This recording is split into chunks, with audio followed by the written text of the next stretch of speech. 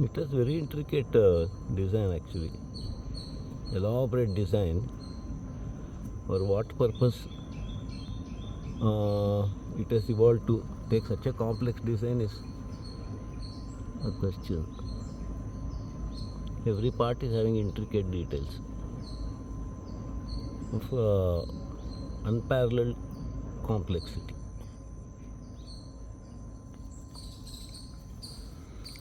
These are the flower buds, fat balloon type of things.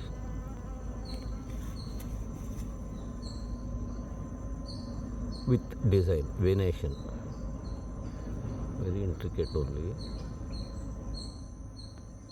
Then I have not managed to figure out the species, how to differentiate between the species. This is some caterpillars already come for this Strobilanthus. Though hardly one or two plants I have, and that is part of my mother plant collection. Some caterpillar has come for it. Then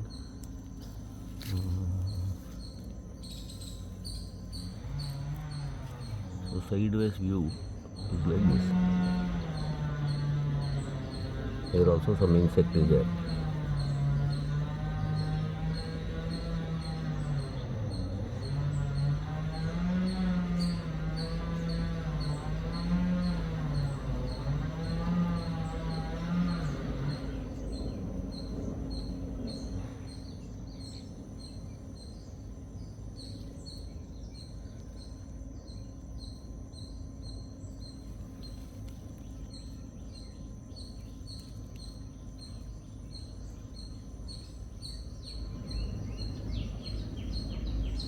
Very delicate also, it breaks off easily.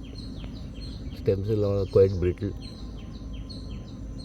so there is no question of stepping on it and all. It has to be planted in some inconspicuous corner only, so that it is a little bit weeding. It is not much competitive for invasive weeds and all. It can't handle. Even this alternanthera and all will be too much for this particular plant in the early stages, and a lot of flowers have happened. In fact, I am delighted at the success of this plant.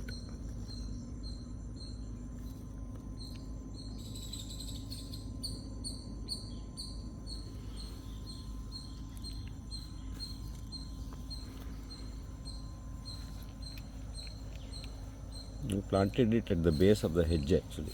I have a hedge of hibiscus here, on which we climbed this anamrita.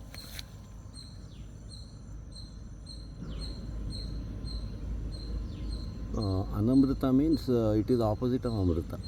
If you know little Sanskrit, you will understand. So that is there, and then along with that, this Strobilanthus was planted. I added little bit that azolla waste and all here to give it a little moist condition, and then all invasive weeds, not exactly invasive, but anything aggressive has to be removed.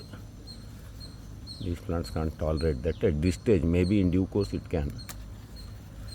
Right now it can't. And side view, some 30 or 40 flowers are formed.